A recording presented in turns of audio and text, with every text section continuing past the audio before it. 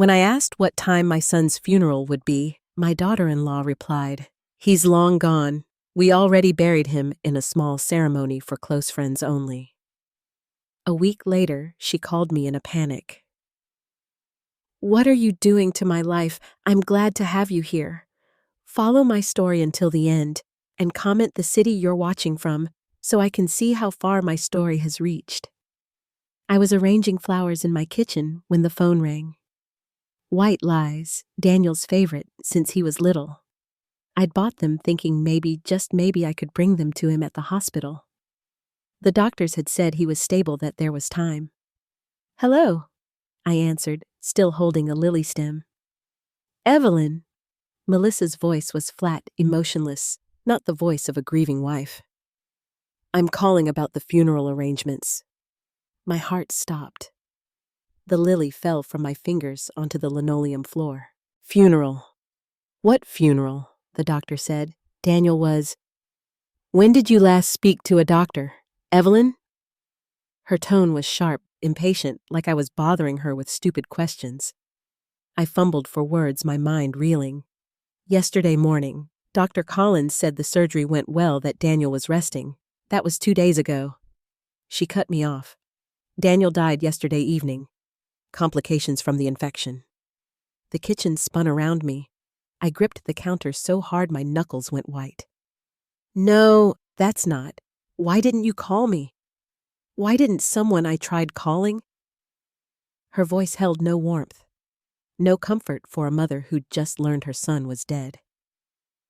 "You didn't answer." I grabbed my phone, scrolling frantically through missed calls.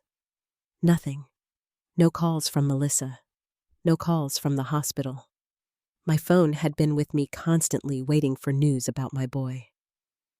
"There are no missed calls from you," I whispered. "Well, maybe your phone was off. Doesn't matter now." I could hear her moving around, probably packing or organizing something. Always organizing, always controlling. "The point is, I need to know what time works for you for the funeral. We're thinking Thursday at 2. Thursday. It was already Tuesday evening. That's very soon. Don't we need more time to plan to notify people?" "It's planned already. Small ceremony. Immediate family only. Pastor Green from my church will officiate." "My church, not our church. Not the church where Daniel was baptized, where he sang in the children's choir every Sunday until he was 12. Her church where I'd never been welcome." "Melissa, please, can we talk about this? I know you're grieving too, but Daniel was my son. I need to be part of about that." Her voice turned colder. "If that was possible, I've been thinking, and honestly, it might be better if you didn't come."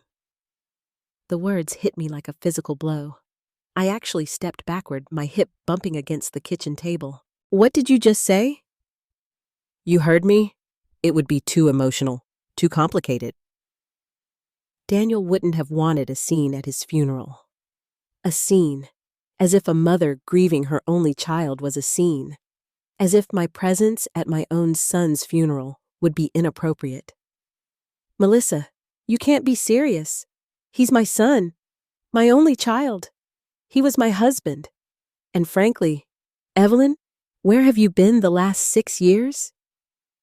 You barely called, barely visited. Don't pretend you were close to him now." Each word was a knife, because there was just enough truth in them to hurt. I hadn't called as much as I should have. I hadn't visited as often as I wanted to. But every time I tried, there was always a reason I couldn't come. Always some conflict or issue that Melissa discovered. I tried, I whispered. Every time I planned to visit, something came up. "You said he was too tired, or you had plans, or..." "Exactly. You tried. That's not the same as being there." I thought about all the birthdays where my calls went unanswered, the Christmas invitations that were withdrawn at the last minute, the grandchildren I'd never met because Melissa said it would be too confusing for them to have multiple grandmother figures. "Wait, grandchildren? The kids?" I said suddenly. "Daniel's children. I should at least..." "What children?" Melissa's voice was genuinely confused now. He told me 2 years ago he said you were expecting. Then last year he mentioned the baby was walking, and Melissa laughed. Actually laughed. Evelyn, we never had children. I don't know what Daniel told you, but we decided against kids years ago. My career, his health issues. We were happy just the two of us. The lies. The elaborate stories Daniel had told me about his imaginary children. The photos he'd shown me that must have been of other people's kids. Why would he lie about something like that? I don't understand. I murmured. Look, Evelyn, I don't have time for this right now. I have a funeral to finalize. The service is Thursday at 2 at Anderson Funeral Home on Oak Street. If you really insist on coming, fine, but keep it together, okay? This isn't about you. She hung up before I could respond. I stood there holding the dead phone, staring at the lily on my kitchen floor. My son was dead, and I'd learned about it from his wife like it was an inconvenience she needed to manage. I called the hospital, my hands shaking as I dialed. St. Joseph's, how can I help you? I'm calling about my son, Daniel Carter. He was a patient there, and I was told, let me transfer you to patient information. The hold music was cheerful, upbeat, completely wrong for what I was feeling. Finally, someone came on the line. Ma'am, I'm sorry, but we don't have any record of a Daniel Carter being a patient here in the last 6 months. That can't be right. He had surgery 2 days ago. Dr. Collins was his surgeon. We don't have a Dr. Collins on staff, ma'am. Are you sure you have the right hospital? I hung up, my mind spinning. What hospital had Daniel been in? Why had I thought it was St. Joseph's? The conversations with him over the past weeks blurred together in my memory. Had I assumed which hospital had he actually told me, or had I filled in the blanks myself? The funeral home. I could call Anderson's, at least confirm that much. Anderson Funeral Home. This is Linda speaking. Hi, I'm calling about the service for Daniel Carter on Thursday. Oh yes, Mrs. Carter. Everything is arranged just as you requested.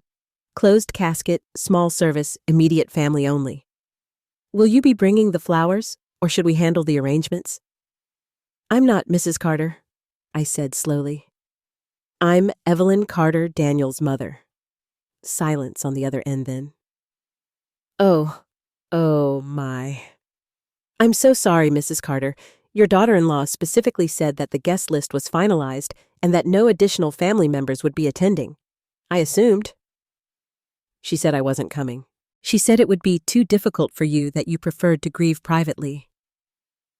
I'm terribly sorry for the confusion. Too difficult for me. As if seeing my son laid to rest would be harder than not being there at all. The service is definitely Thursday at 2. I asked. Well, actually, there's been a change. Mrs. Carter called an hour ago and moved it up to tomorrow at 10 in the morning. She said something about wanting to get it over with quickly for everyone's sake. Tomorrow, Wednesday morning, less than 12 hours from now. She'd moved my son's funeral and hadn't even bothered to tell me. I hung up and sank into my kitchen chair, staring at the lily on the floor. In the morning, while I was probably having coffee and reading the newspaper, my only child would be buried. His wife, the woman who'd systematically excluded me from his life, would be the only one there to say goodbye. But maybe that's exactly what she wanted. Maybe that had always been the plan. The realization hit me like ice water. I might never even know where my son was buried. I didn't sleep that night. Instead, I sat in Daniel's old bedroom, surrounded by photos and memories, trying to piece together when everything went wrong. The room had been untouched since he moved out 15 years ago.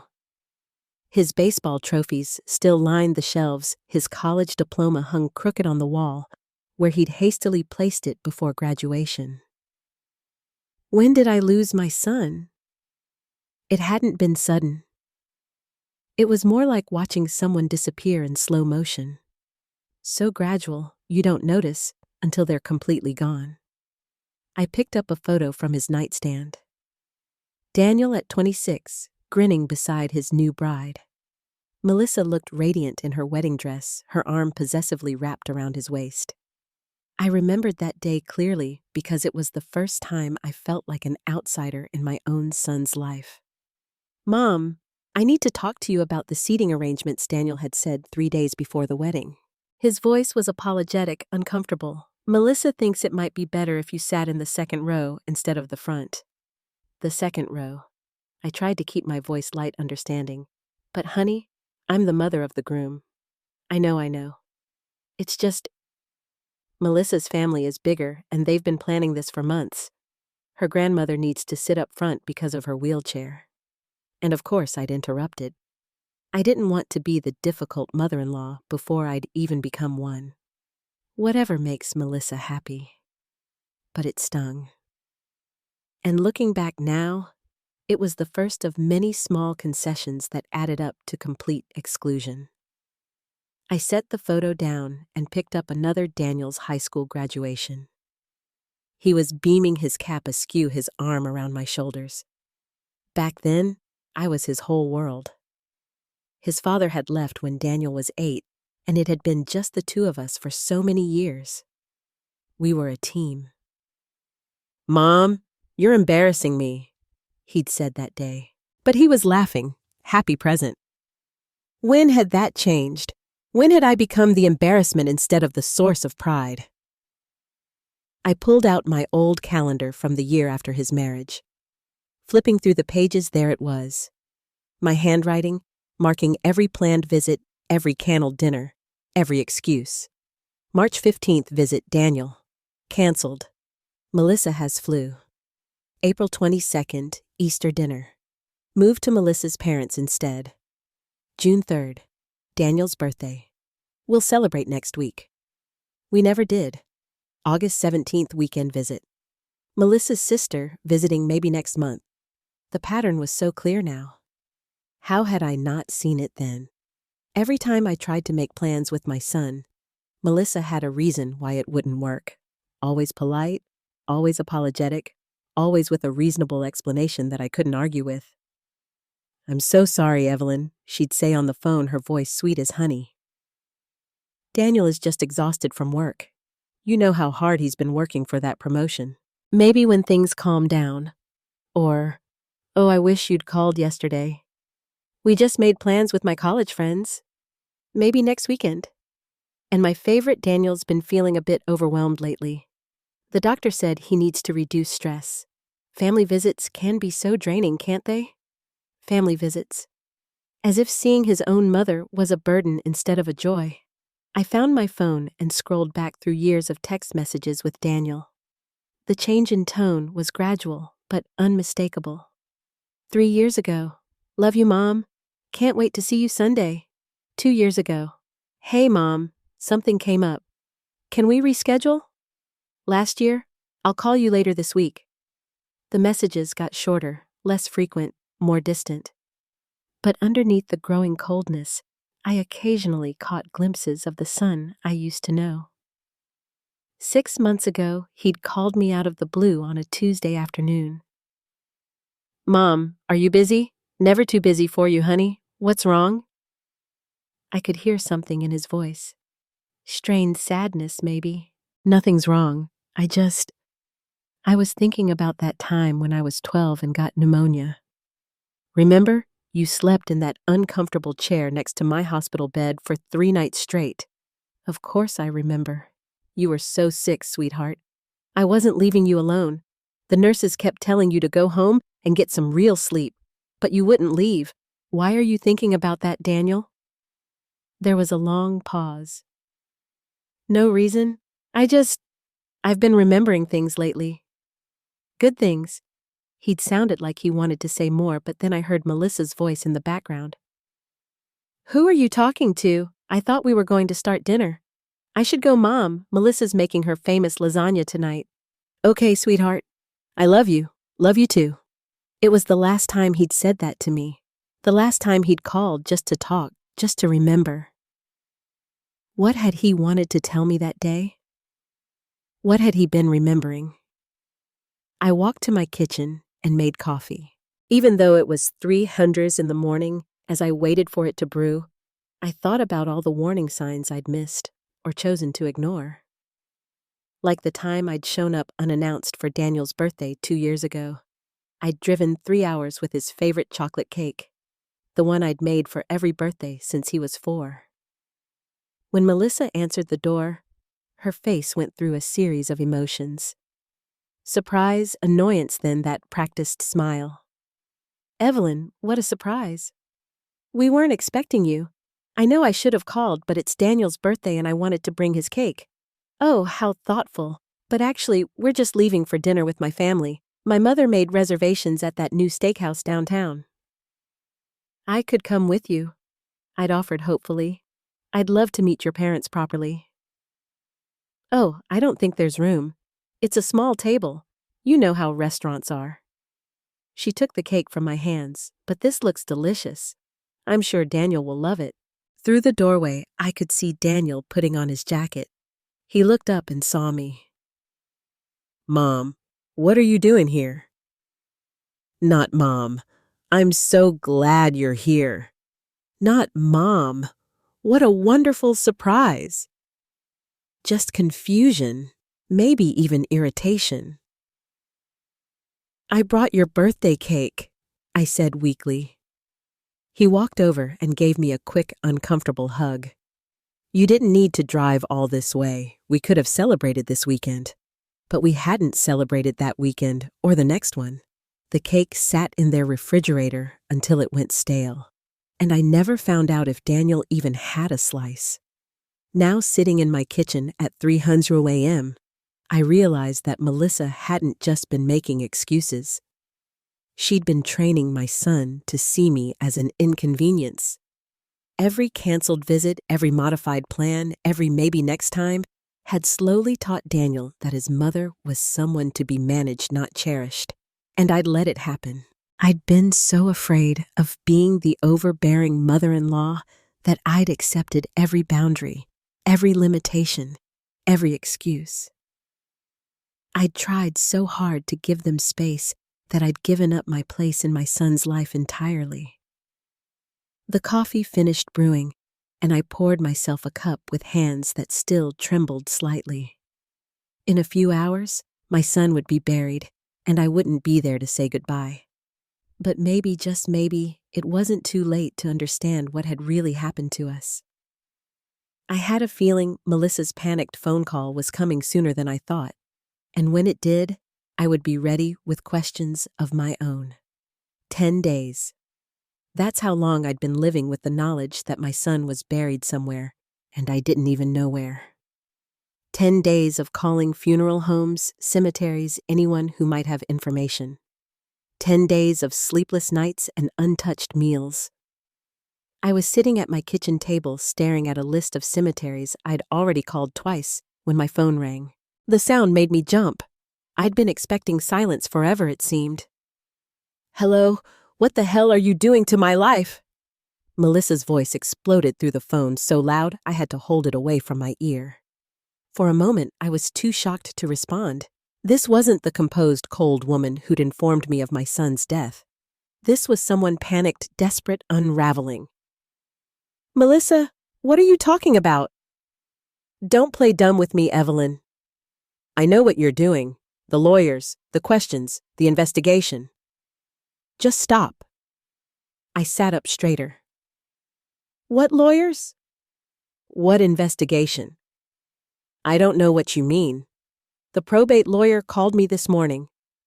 Apparently, there's some issue with Daniel's will. Some complication they need to discuss with me. They want me to come in tomorrow with documentation about our marriage, our finances, everything. A will. Daniel had a will. And somehow, I was involved. The thought hadn't even occurred to me. I'd been so focused on just finding out where he was buried that I hadn't considered practical matters like estates and inheritances. "I still don't understand what this has to do with me," I said, carefully. "Stop lying." Her voice cracked. And for the first time since I'd known her, Melissa sounded genuinely afraid. You must have contacted them. You must have, I don't know, contested something or claimed something or...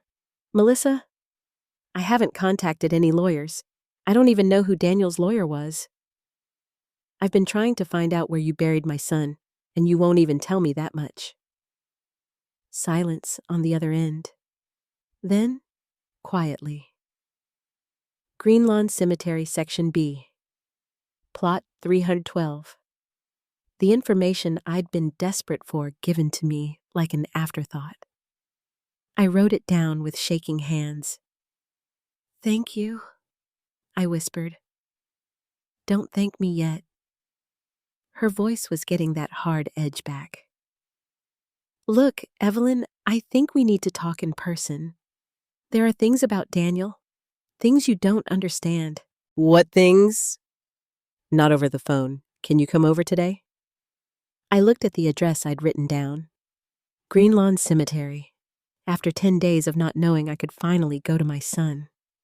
But Melissa's panic was intriguing. What had spooked her so badly? "I'll come over after I visit the cemetery." "No." The word came out sharp, desperate. "Before, come here first. Please, Evelyn. It's important." There was something in her voice I'd never heard before. Vulnerability, maybe even fear. After all these years of being shut out now, she needed me. The irony wasn't lost on me. "I'll be there in an hour." The house looked the same from the outside. The neat suburban home where my son had lived and died without me knowing. But when Melissa opened the door, she looked like a different person. Her usually perfect hair was pulled back in a messy ponytail. Her face was pale and drawn, and she was wearing wrinkled clothes that looked like she'd slept in them. "Come in," she said, stepping aside. "Do you want coffee? I just made some." The politeness felt forced, desperate. I followed her into the kitchen where I'd never been welcome before. The counters were cluttered with papers, legal documents scattered everywhere. "Melissa, what's going on?" She poured coffee with hands that trembled slightly. "The lawyer said Daniel changed his will 4 months ago." 4 months, Evelyn. Right around the time Heshi trailed off, staring into her coffee cup. "Around the time he..." "What?" "Around the time he started asking questions about you, about why you never visited, why you never called anymore." She looked up at me, and her eyes were red-rimmed. "I told him you'd gotten busy with your own life, that you didn't really want to be bothered with us anymore." The lie sat between us like a physical thing. I felt anger rising in my chest, but something in her expression made me hold back. But apparently, she continued. "He didn't believe me.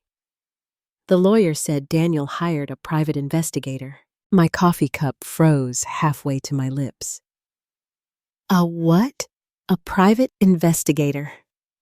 To look into what happened between you two, to find out why you'd suddenly stopped trying to have a relationship with him." I set my cup down carefully. And what did this investigator find?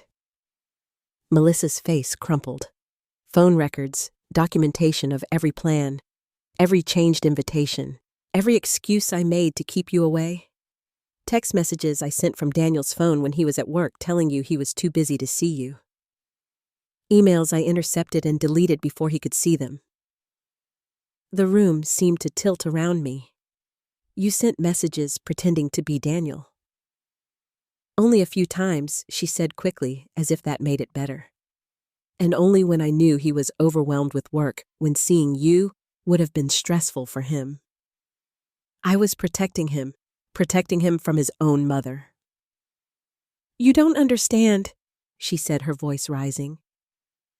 "When we first got married, you were all he talked about. Mom, this, mom, that. Every decision had to be run past you. Every plan had to include you. I felt like I was married to both of you." I stared at her. This woman who'd systematically stolen my son from me and tried to find words for the rage building inside me. "So you decided to fix that by lying to both of us. I thought if you had some distance, you'd both be happier. I thought Daniel would focus more on our marriage, on building a life with me, and I thought you'd find your own life, your own interests. Did it work? I asked quietly. She looked down at her hands. For a while, Daniel stopped mentioning you so much. We had a good marriage, Evelyn. We were happy until 4 months ago. Until 4 months ago, she agreed. Something changed. He started bringing you up again, asking why you never called anymore, why you seemed so distant. I kept telling him you were fine, that you'd told me you were happy we were giving you space, but he didn't believe you. He said you used to call him every week. He said you used to remember every birthday, every anniversary, every small thing that mattered to him. And then suddenly, nothing. He said that wasn't like you. I felt tears starting to form. My son had known. Somehow, he'd known that something was wrong. So he hired an investigator. Yes, and apparently what they found. She gestured helplessly at the papers scattered across the counter. It was enough to make him change his will. The lawyer said he left everything to you, Evelyn. The house, his savings, his life insurance, everything. I felt like I'd been hit by a truck. Everything. There's a letter, she said quietly. The lawyer has it. Something Daniel wrote to go along with the will. I don't know what it says, but she looked up at me, and I saw a real fear in her eyes. I think he found out everything I did, and I think he was planning to leave me. The silence stretched between us. Outside, a neighbor was mowing their lawn. The sound bizarrely normal in the middle of this revelation that was reshaping everything I thought I knew about my son's last months. Melissa said finally the investigator's report recommended. It said there was clear evidence that your relationship with Daniel had been sabotaged by a third party, by you, by me. She stood up abruptly, pacing to the window. I never meant for it to go this far, Evelyn. I never meant to keep you from him completely. I wanted to be first in his life for once, and now he's gone, and you've lost everything. She turned to face me, tears streaming down her face. I've lost everything that matters. And the worst part is, I think he knew. I think he knew what I'd done, and he died thinking I was a monster. Maybe he had. Maybe in those final months, my son had finally seen through the web of lies his wife had built around us. Maybe he'd been planning to come home to me, to rebuild what we'd lost. But I'd never know for sure. That opportunity had died with him. I need to see that lawyer, I said, standing up. And I need to read whatever letter Daniel left. Melissa nodded miserably. His name is Richard Lawson. His office is on Elm Street. He's expecting you tomorrow at 10. As I walked toward the door, she called after me. Evelyn, what are you going to do about the house? I mean, about everything. I turned back to look at her, this woman who'd robbed me of years with my son, who'd twisted lies into truth until neither Daniel nor I knew what was real anymore. I don't know yet, I said honestly, but I'm going to find out exactly what my son wanted me to know. The door clicked shut behind me, and for the first time in 10 days, I had somewhere I needed to be. 2 places, actually. Greenlawn Cemetery to finally say goodbye, and a lawyer's office to discover what my son had left for me beyond money and property. I had a feeling Daniel's letter was going to change everything. The cemetery was quiet, except for the sound of wind through the trees. Section B, Plot 312. A simple granite headstone with my son's name, his dates, and nothing else. No beloved husband, no devoted son, just his name, and the stark reminder that 36 years wasn't nearly enough. I knelt beside the grave, my knees sinking into the soft earth, and placed the white lilies I'd brought, the same flowers that had been in my kitchen when Melissa called to tell me he was gone. I'm sorry, sweetheart, I whispered. I'm sorry I wasn't there. I'm sorry I didn't fight harder to stay in your life. The wind picked up, rustling the leaves overhead, and for a moment, I could almost hear his voice. "Mom, you worry too much." That's what he used to say when he was little, and I'd fuss over scraped knees and hurt feelings. I stayed there for an hour, telling him about everything I'd learned, everything I wished I'd done differently. When I finally stood to leave, I felt lighter, somehow. Not healed. That would take time, but no longer carrying the crushing weight of not knowing where he was. Richard Lawson's office was everything you'd expect from a small-town lawyer. Dark wood leather chairs, walls lined with law books that looked like they'd actually been read. He was younger than I'd expected, maybe 40, with kind eyes behind wire-rimmed glasses. "Mrs. Carter, thank you for coming. Please have a seat." I settled into the chair across from his desk. My purse clutched in my lap like armor. "I have to admit," he said, pulling a thick file from his desk drawer. "In 30 years of practicing law, I've never seen anything quite like this situation. Melissa told me Daniel changed his will recently, 4 months ago to be precise. But it wasn't just the will he changed. He also hired a private investigator and left specific instructions for how his estate was to be handled." He opened the file and pulled out several documents. "Before we go through the details, he left this for you." He handed me a sealed envelope with my name written in Daniel's familiar handwriting. My hands shook as I took it. "Would you like a few minutes to read it privately?" I nodded, unable to speak. He stepped out of the office, closing the door softly behind him. I stared at the envelope for a long moment before carefully tearing it open. The letter was 4 pages long, written in blue ink on plain paper. Daniel's handwriting had always been neat, careful, but this looked rushed in places as if he'd been in a hurry to get the words out. "Mom," it began, and I had to stop reading for a moment to wipe my eyes. "If you're reading this, then I'm gone, and Richard has followed my instructions to make sure you get this letter.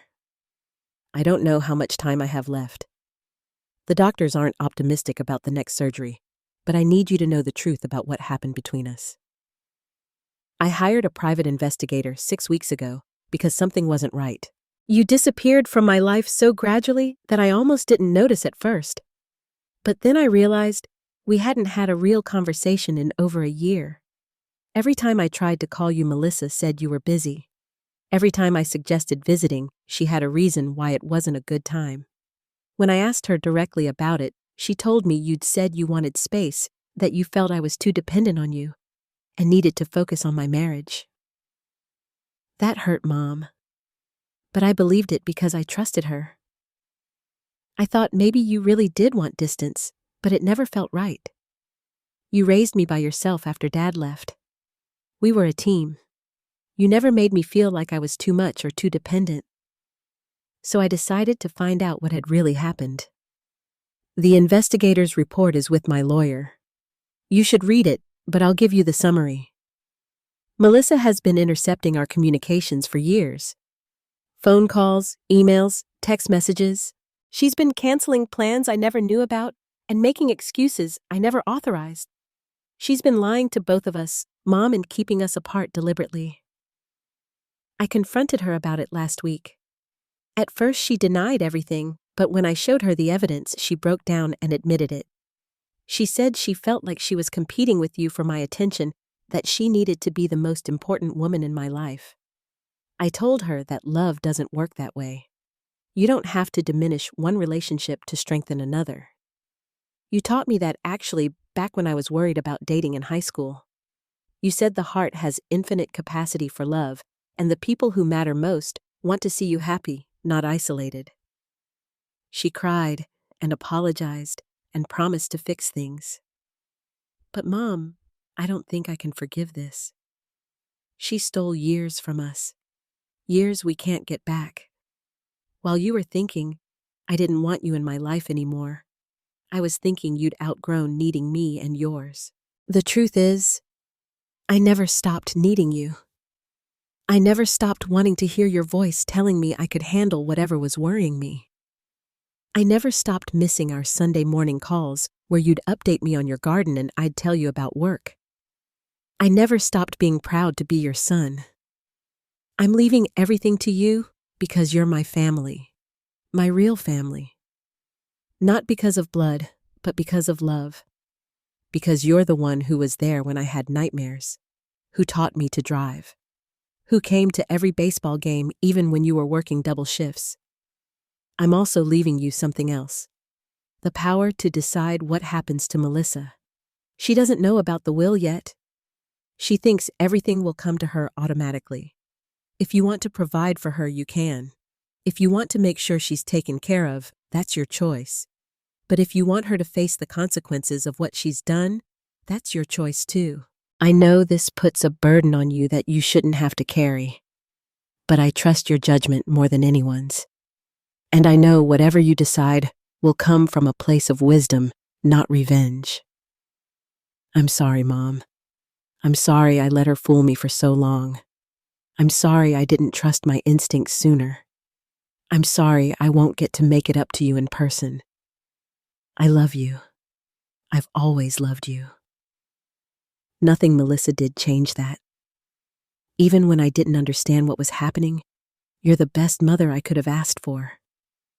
And I'm proud to be your son. Please don't let guilt eat at you. You did nothing wrong. You loved me the way mothers are supposed to love their children completely, but not possessively. Melissa's jealousy and manipulation are not your fault, and they're not my fault either. Live your life, Mom.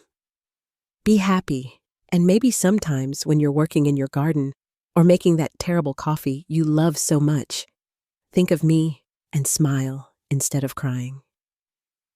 All my love, Daniel. P.S. I hid a key to our safety deposit box in the old coffee can in your kitchen.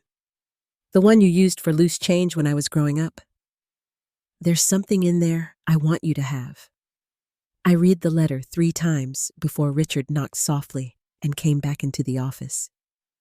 My face was wet with tears, but they felt different from the tears I'd been crying for the past 10 days. These weren't tears of grief and confusion. These were tears of relief, of love, of a connection that had never really been broken. Your son was very thorough, Richard said, gently settling back into his chair. The private investigator's report is quite detailed.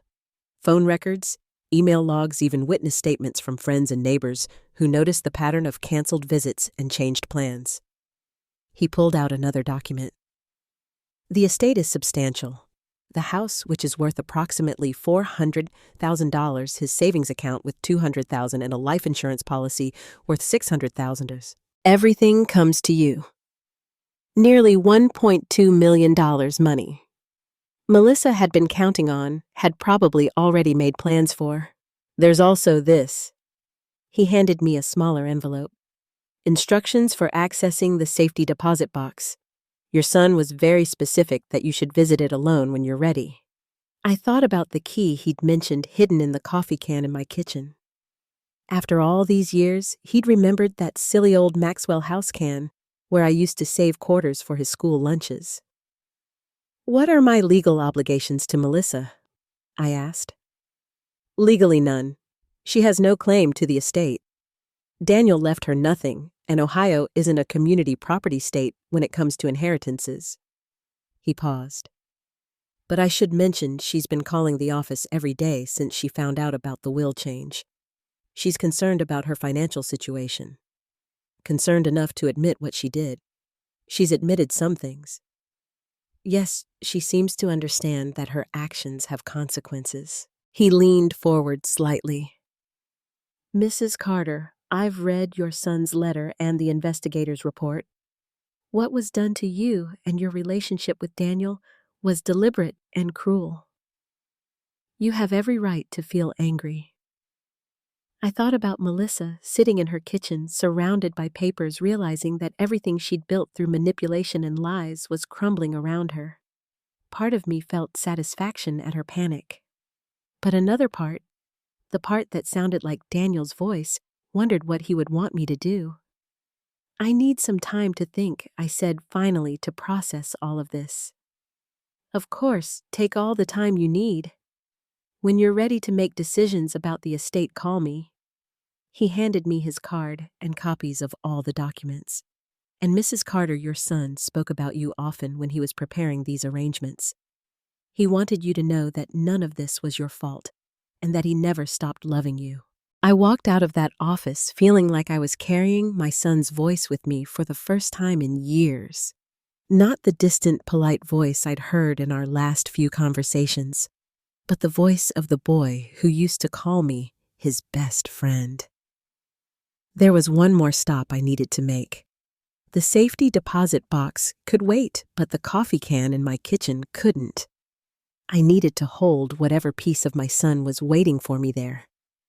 The drive home felt different somehow, like I was finally going in the right direction. The old Maxwell House coffee can sat exactly where it had for the past 20 years on the top shelf of my kitchen pantry behind the flour and sugar. I'd forgotten it was even there. This relic from when Daniel was in high school and I'd saved loose change for his baseball tournament fees and pizza money. My hands trembled as I lifted it down. It was heavier than I remembered, and when I shook it gently, I heard the soft jingle of coins mixed with something else. Something that didn't sound metallic. I pried off the plastic lid and peered inside. Quarters, dimes, and nickels filled the bottom, just as they always had. But nestled among them was a small brass key, and something wrapped in tissue paper. I pulled out the tissue paper first, unfolding it carefully. Inside was a small silver bracelet, one I recognized immediately. I'd given it to Daniel for his 18th birthday, engraved with my son, my pride, my joy on the inside. He'd worn it every day through high school, then college, but I hadn't seen it in years. I'd assumed he'd outgrown it or lost it. He'd kept it. All this time, even when Melissa was poisoning him against me, he'd kept it. The key was small, clearly for a safety deposit box. There was a tiny tag attached with an address downtown and a box number 312, the same number as his grave plot. He'd planned this carefully, even in his final months. I sat at my kitchen table, holding the bracelet and thinking about everything I'd learned today. Daniel had known. He'd figured out what Melissa was doing and had taken steps to protect our relationship even from beyond the grave. But there was still something I didn't understand. Why had she done it? What had driven her to systematically destroy the bond between a mother and son?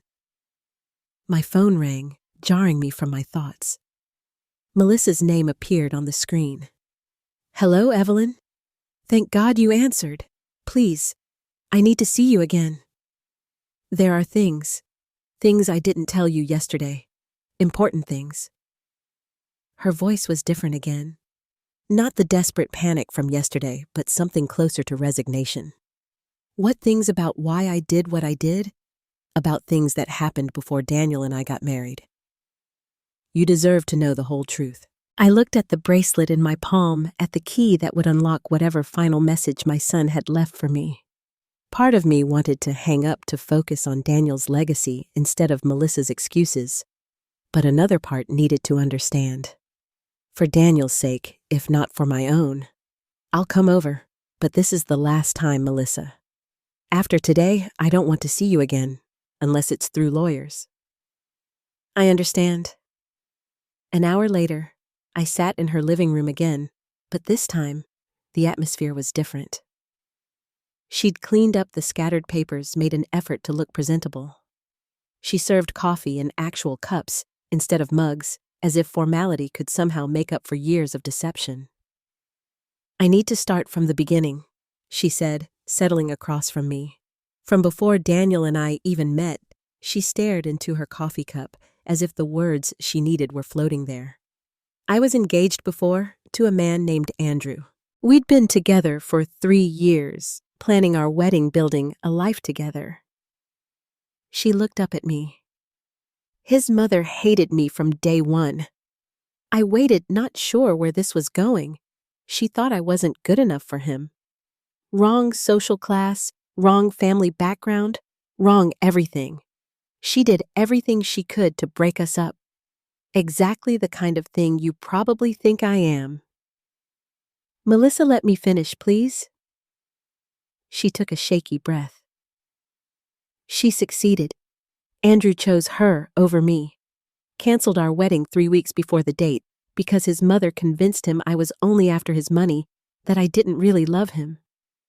I could see where this story was heading, and despite everything she'd done to me, I felt a flicker of sympathy.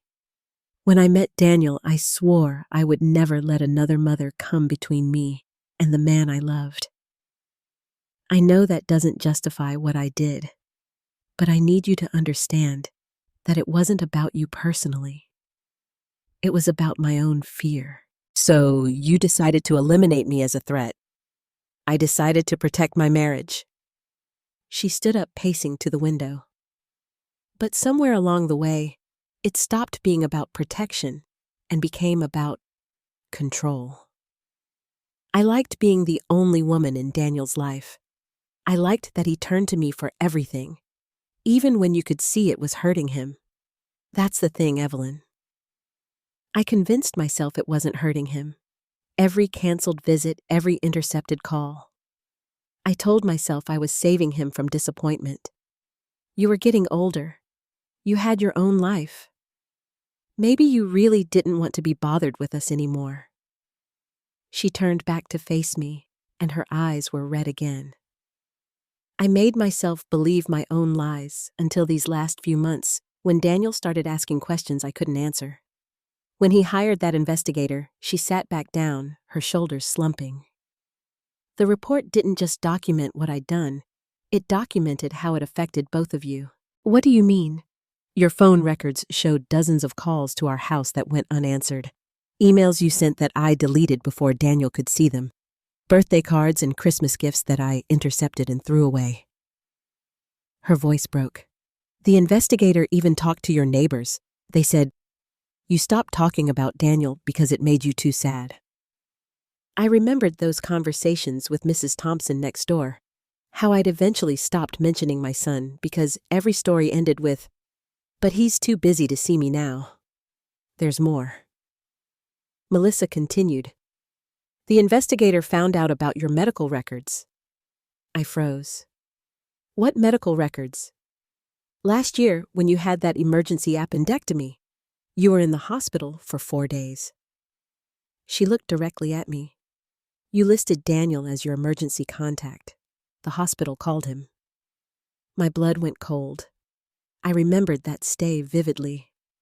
The sudden, terrifying pain, the rushed surgery, the long recovery. I'd been alone the entire time because I'd assumed Daniel didn't want to be bothered with his mother's health problems. I told him you were fine, Melissa whispered. I told him you'd specifically asked not to be disturbed, that you had friends taking care of you and didn't want him to worry. He wanted to come. He was in his car driving to the hospital when I called him back and told him you'd been discharged and were resting comfortably at home with your friend Linda. She was crying now. I convinced him that showing up would embarrass you, that you'd specifically said you didn't want him to see you looking sick and vulnerable. I thought about those 4 days in the hospital, how I'd stared at the ceiling, wondering if anyone would even notice if I died. How I'd convinced myself that this was what independence looked like, handling everything alone because your grown child had his own life to worry about. He wanted to come. I repeated more to myself than to her.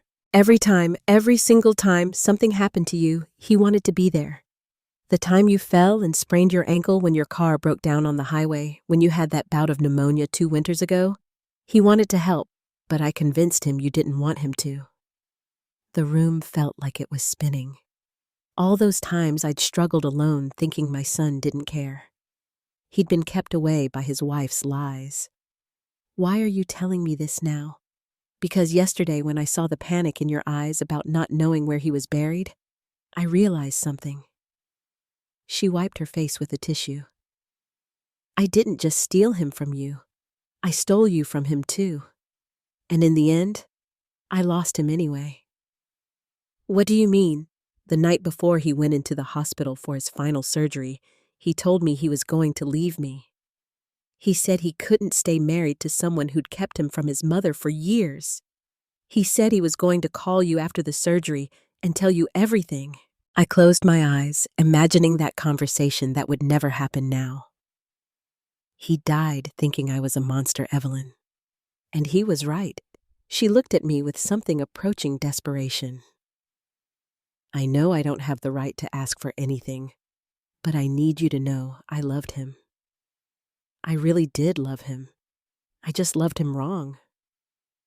I stood up suddenly, needing to be anywhere but in this house full of lies and broken dreams. Where are you going?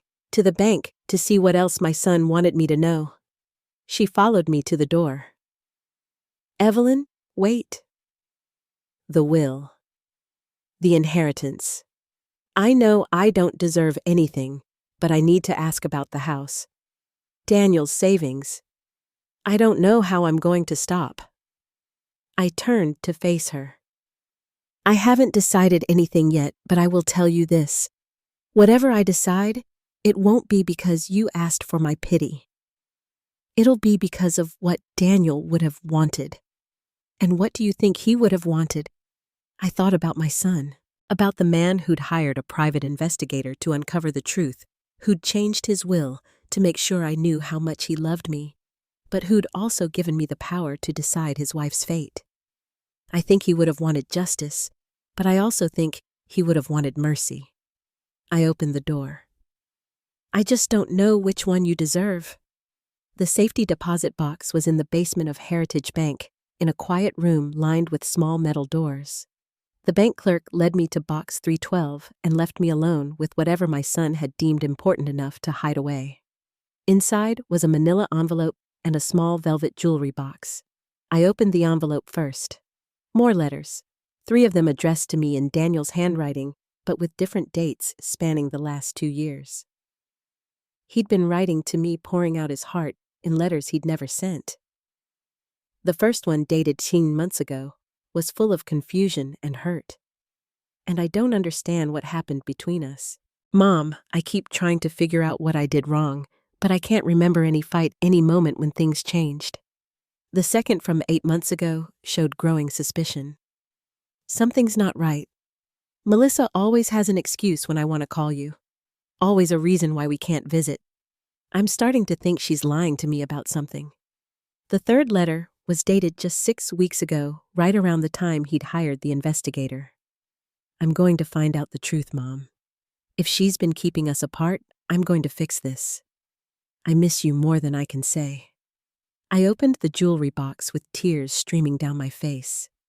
Inside was my mother's ring, the one I'd given Daniel when he got engaged, telling him to save it for his first daughter. He'd saved it for me instead. There was a note tucked under the ring. This belongs with you where it always belonged. Love, your son. I slipped the ring onto my finger and sat in that quiet bank vault, surrounded by my son's love letters and the proof that our bond had never really been broken. Melissa had built walls between us, but she hadn't destroyed what we had. Now, I had to decide what to do with the power Daniel had left me. The power to rebuild or to punish, to show mercy or to demand justice. For the first time since this nightmare began, I knew exactly what my son would have wanted me to do. I spent 5 days thinking about what Daniel would have wanted. 5 days reading and rereading his letters wearing my mother's ring and trying to separate my anger from my love for my son. On the 6th day, I called Richard Lawson and scheduled a meeting with both him and Melissa. She arrived at the lawyer's office looking like she hadn't slept in weeks. Her clothes were wrinkled, her hair unwashed, and she clutched a tissue box like a lifeline. When she saw me, her eyes immediately filled with tears. Evelyn, sit down, Melissa. My voice was calm, controlled. I'd found my center in those letters from my son, in the certainty of his love for me. Richard cleared his throat and pulled out the estate documents. Mrs. Carter has made her decision regarding the distribution of Daniel's assets. Melissa's hands were shaking as she waited for me to speak. I've decided to give you the house, I said quietly. Her eyes widened in shock. What? The house is yours, free and clear. But that's all. I leaned forward, meeting her gaze directly. The savings account and life insurance money will go into a foundation in Daniel's name, supporting programs that help children maintain relationships with their grandparents after divorce or family conflict. She blinked rapidly, trying to process what I was saying. Why? She whispered. Because Daniel wouldn't have wanted you to be homeless, but he also wouldn't have wanted you to profit from the pain you caused. I pulled out one of his letters and read aloud. The heart has infinite capacity for love, and the people who matter most want to see you happy, not isolated. I taught him that when he was 17, worried about dating his first girlfriend, and he never forgot it. I folded the letter carefully and put it back in my purse. Daniel understood that love isn't about control or possession. It's about wanting the best for someone even when they hurt you. Melissa was sobbing now, quiet tears that seemed to come from someplace deep and broken inside her. I don't deserve this kindness, she said. No, I agreed. You don't. But my son did, and this is what he would have wanted. Richard cleared his throat. There are conditions to this arrangement. Melissa looked up, wiping her eyes.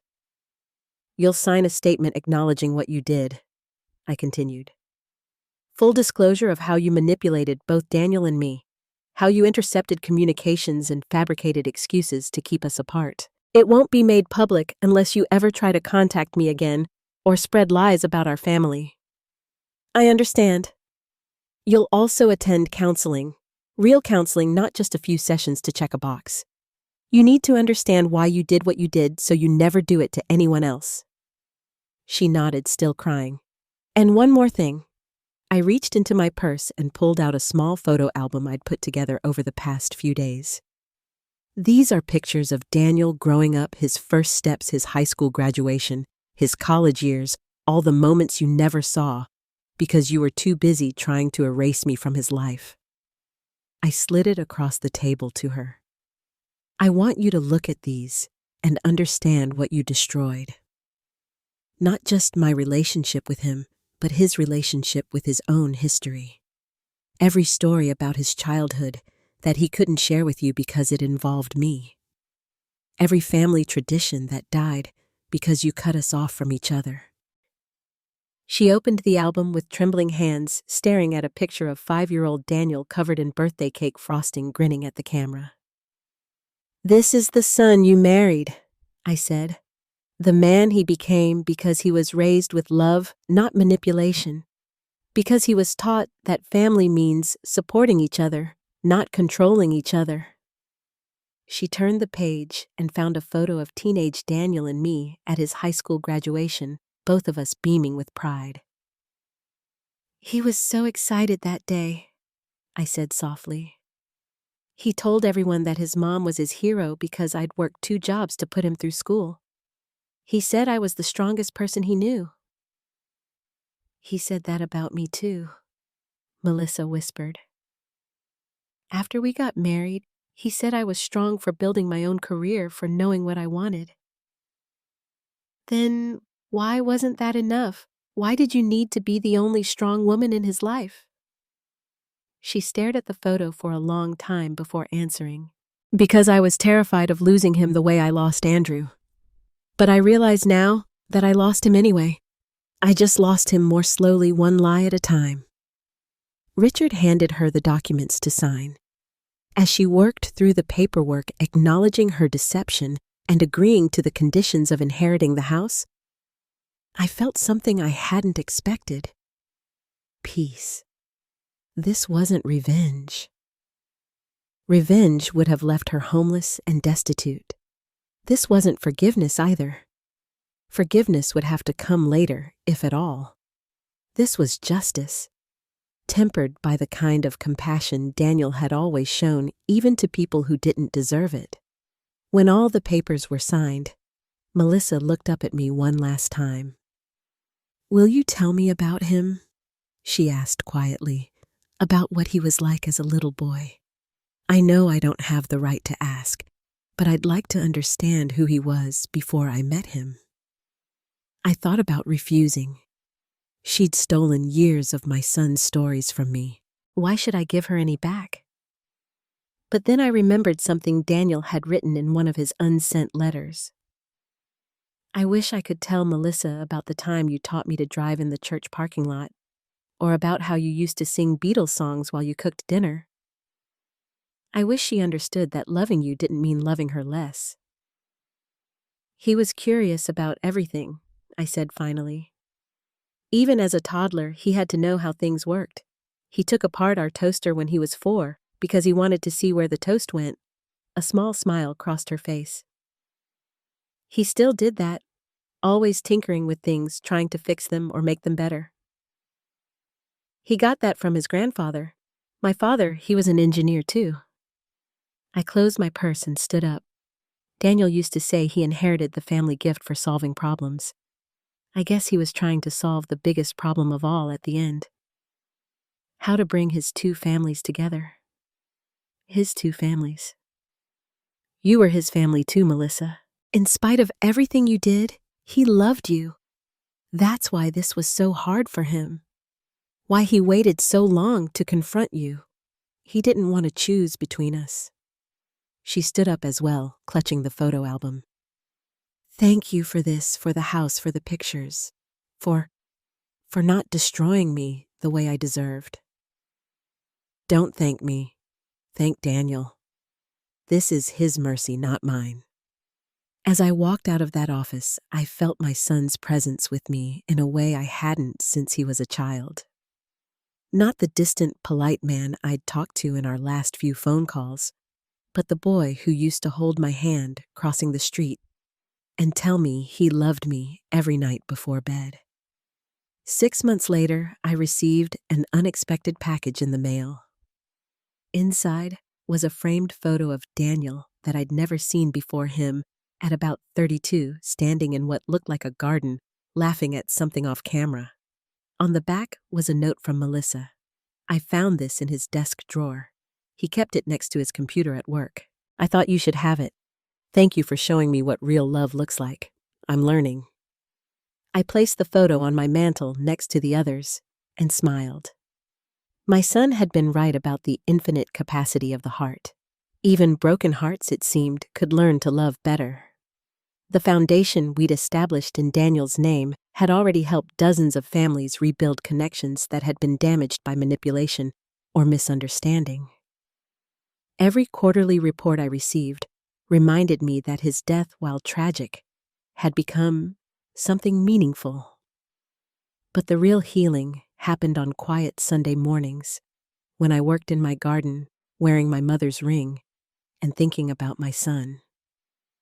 Not about the years we lost, but about the love that had survived everything Melissa had done to destroy it. He'd found a way to come home to me after all. Not in person, but in the letters he'd written, the money he'd left for helping other families, and the peace he'd given me in letting me choose mercy over revenge. Some bonds, I'd learned, are stronger than lies. Some love is bigger than loss. And sometimes the greatest gift a child can give a parent is proof that they never stopped believing in the relationship that shaped them. Even when that relationship seemed broken beyond repair, I still missed him every day. I always would. But I no longer carried the crushing weight of thinking he'd died not loving me. Thanks to his final gift, the truth about what had really happened between us, I could remember him the way he'd wanted to be remembered. As my son, my pride, my joy, and my greatest teacher about what real love could survive. That was enough. That was everything. Now I'm curious about you who listened to my story. What would you do if you were in my place? Have you ever been through something similar? Comment below. And meanwhile, I'm leaving on the final screen 2 other stories that are channel favorites, and they will definitely surprise you. Thank you for watching until here.